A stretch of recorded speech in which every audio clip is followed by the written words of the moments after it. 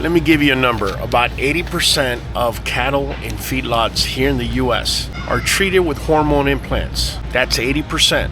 This is not a conspiracy theory. The FDA itself has approved this practice since the 1950s. It is in their public documentation. What are these implants exactly? The FDA approves two categories: natural hormones, that's estrogen, progesterone, testosterone, and synthetic hormones. And this is where I need y'all to really pay attention, because the synthetic category includes something very specific. You see, the synthetic category includes a compound named trenbolone acetate. If you've been around a serious athlete or even bodybuilders, you know exactly what I'm talking about. One of the most potent anabolic androgenic compounds ever synthesized, and it's legally implanted in cattle in all feedlots around the country. Now here's the kicker. I went ahead and pulled the FDA's Freedom of Information summary. They publish these documents for every animal approved drug, and it's publicly available on their website. And right there in their own language, it states, and the highest concentration of trenbolone residue inside of the tissue is found in the liver. Those are their words, not mine. Not in the muscle meat, not in the fat, right there in the liver. Your dog is eating the exact tissue where this hormone is found to be most concentrated in the animal. And if you're feeding that daily, you're stacking that residue day after day, right there inside of your dog. How does hormone disruption actually look in a dog? It disrupts glandular regulation. For a breed with predisposition of skin issues, yeast cycling, and even inflammation, glandular disruption is like pouring gasoline on a fire that's already burning. Here's the question I want every single one of you to ask yourself. When you grab that liver from your grocery store, did it say grass-fed? Did it say hormone-free or pasture-raised? Because grass-fed or pasture-raised do not use those hormone implants.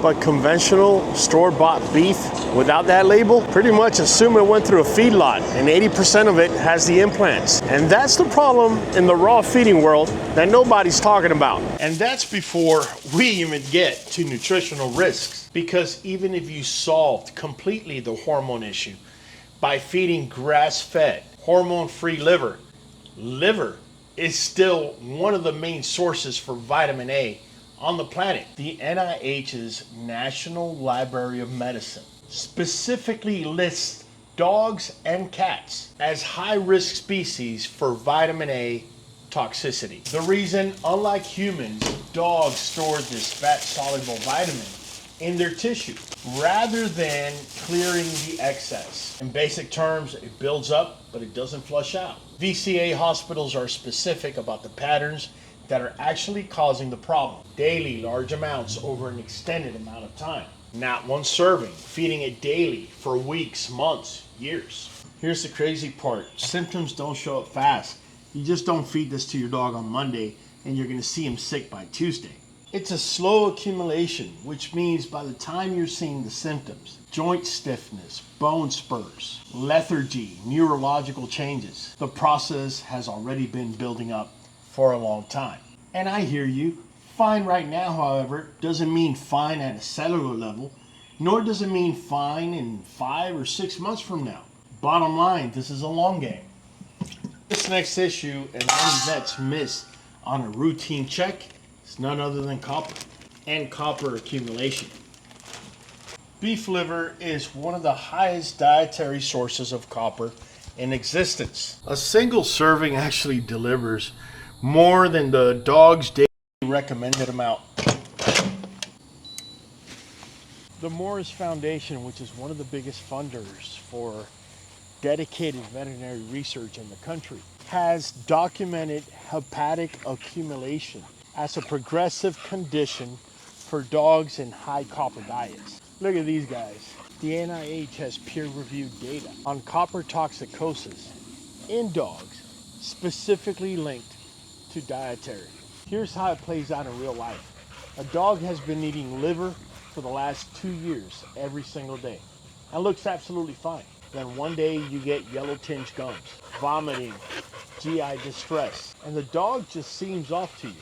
By that time, the copper has been building up for a long time. This is that slow accumulation problem that I was talking to you about. And it's the hardest one to figure out because you have no early symptom detection to alert you that there's a problem. I have been feeding liver to my dogs for about 3 years, and I thought I was ahead of the curve when I was feeding liver. Truth of the matter is, part of the time, it actually was beneficial. The micronutrient density in liver is real. Luckily for me, I started digging deeper, and I started asking, is the cattle grass-fed? Are there hormones in the liver that's actually coming to my dogs? At first, I was worried about stacking vitamin A, and that's what the research was showing. Then I found out about copper, and then I was digging even more. And the more I was getting the research responses that I've already spoken to you about, the more I was realizing that feeding liver every day was the wrong way to go. Before I show you what I replaced it with, I definitely want to give you what the early signs are, because some of y'all watching this right now are already seeing part of these signs. First sign you're going to be seeing out of the blue is going to be joint stiffness. Yeah, joint stiffness. Your dog's going to start acting like he's old. That's because vitamin A directly affects bone metabolism. And that's a dog slower to get up, reluctant to get up early in the mornings, and definitely looking stiffer on colder days. And that's an early flag. A brittle coat despite solid protein intake, that is a fat soluble vitamin signal. So basically the rule of thumb is if the food looks right but the coat doesn't, you need to start asking questions. You're starting to see increased thirst without a real cause. That could be copper attenuation. It actually affects the kidneys filtration. So it's worth noting, it's worth investigating. Lastly, and definitely not least, the yeast cycle doesn't break, irregardless of what changes you've done to the diet. If the topicals are consistent and you're feeding the right diet, but the yeast keeps coming back, yeah, remember that hormone disruption we spoke about? You definitely need to consider that angle. An overloaded endocrine system makes yeast control completely impossible. And quite honestly, that's the angle that most people miss. If you're still insistent on feeding liver, I recommend making these 3 your non-negotiables. Make sure your source is coming from grass-fed cows that are pasture-raised and hormone-free. If you're not checking those 3 boxes, you could be running into a world of trouble with your dog in the long run. Now, the frequency on feeding liver is no more than once to twice a week. As far as amounts, 1 ounce for a large breed dog, it's more than enough. Over here in my yard, I just flat out replaced liver altogether. What if I told you everything that liver was supposed to give you? The antioxidants, the immune support, the cellular repair, the micronutrient density that comes in a formulation that doesn't come with a vitamin A accumulation risk, the copper buildup, or the hormone residue problem.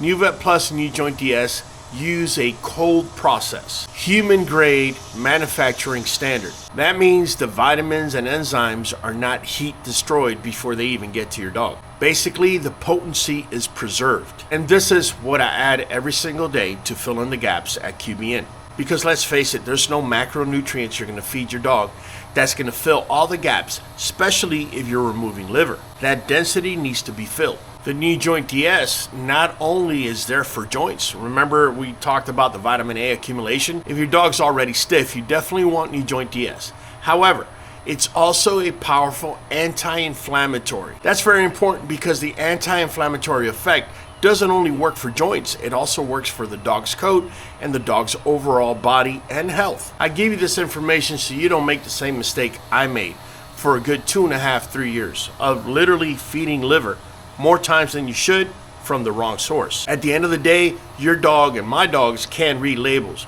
That's what we're here for. I hope I've been able to give you the insight that you need so that you can make an educated decision for your dog. It's been Raul from the Q, and I'll be catching you on this next video.